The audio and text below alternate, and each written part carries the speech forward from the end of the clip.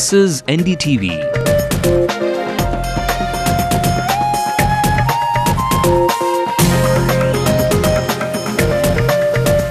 And you're watching Ndtv Hindu.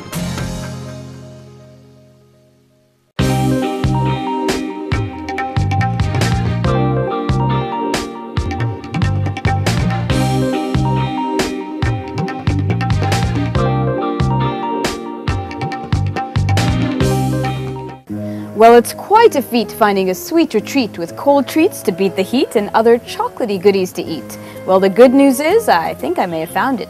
Sweet.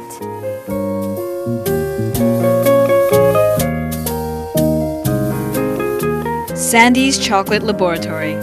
A cozy little hot pot of experimentation, serving up sweet everythings in beakers and test tubes which seem to have been borrowed from the nutty professor's basement.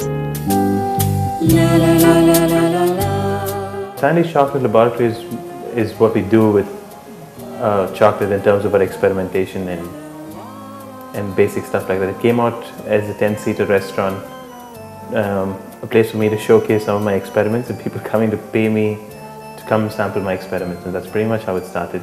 We use chocolate pretty much in everything that we do, main courses, dessert obviously. But in terms of our main courses, because the chocolate's being made for us, we were able to control the amount of sugar and the amount of acidity and astringency of the chocolate itself. We try and use organic vegetables wherever possible. We do a lot of chocolate and a lot of organic food, and with a menu that changes pretty much every day. I strolled into the delicatessen first and was greeted with an array of imported meats and cheeses for sale.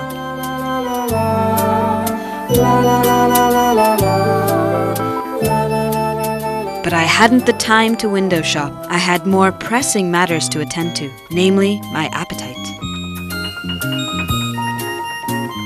Well, I'm here at the hour when breakfast meets lunch, brunch, and I am pleased to see that there is a food menu in addition to the desserts. Now check this out. Sandy's lab has concocted the cure of all cures, what may change the face of modern life as we know it. The Sunday morning hangover cure.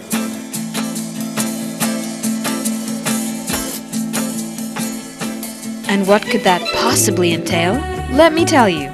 2 eggs, as you like them, sausages, bacon, a hash brown, a flaky croissant, waffles, pizza toast, and a glass of juice, all for 500 rupees. I threw in a Happy Jack on the side, a mix of 2 beautiful things, peanut butter and chocolate.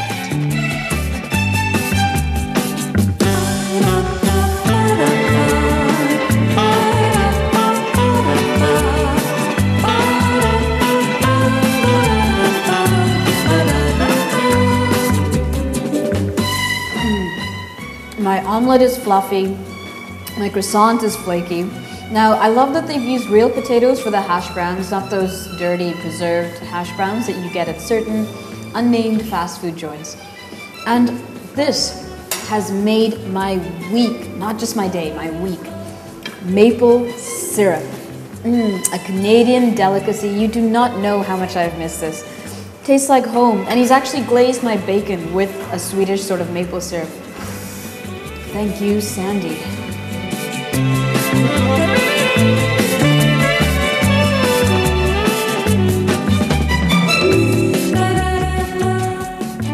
Now, call me crazy, but according to me, the appropriate follow-up to such a monstrous meal is an equally grand chocolate fondue.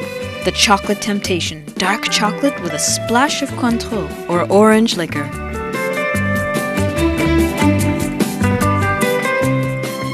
Well, I have here the ocolat. Now, this is how the Mayans drank their chocolate. That's what the menu tells me. In fact, the Mayans did drink a concoction, what the Aztecs called chocolatal, made from roasted cocoa beans, water, and spice. In fact, the Mayans even used cocoa beans for currency and traded it for goods like jade and ceremonial feathers. Okay, let's try this out.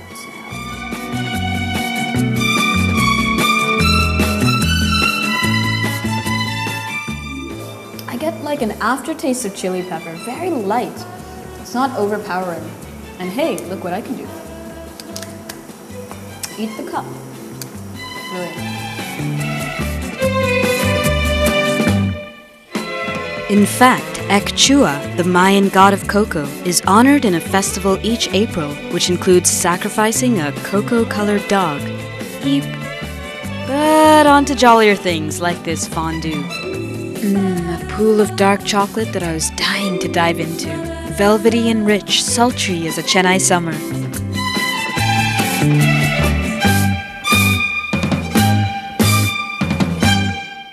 Next on my itinerary of indulgence, an otherworldly sounding creation, the UFO, a blend of exotic fruits mixed with milk and vanilla bean extract, and a secret ingredient, all beat in a bowl to produce ice cream in an instant. Double, double, toil and trouble, fire burn and cauldron bubble. Now while the visuals were exciting, the taste was more icy than creamy. Not my kind of ice cream. I preferred the chocolate items on Sandy's menu, so I decided to go back to the tried, tested, and true. The inside out chocolate cake is by far my favorite dessert. Okay, it's one of my favorite desserts. Let me put it like I really can't make up my mind on which chocolate dessert I really like. But anyways, we use the Grand Cru, which is a variant of the Creole chocolate. It's considered the best of the chocolates. Less than 5% of the world's production of chocolate is Creole. And we have a chocolate cake which has the molten products on the inside, and it's a completely baked chocolate on the outside. It's basically my take on a regular chocolate cake. We start with the outermost layer on the absolute inside, and we do the ganache around that layer, and then we bake the cake around that. So once you have a finished product, when you cut it out, you basically have two different layers oozing out. Okay, we call it the soul stirring inside our chocolate cake. It's quite self-explanatory now, right?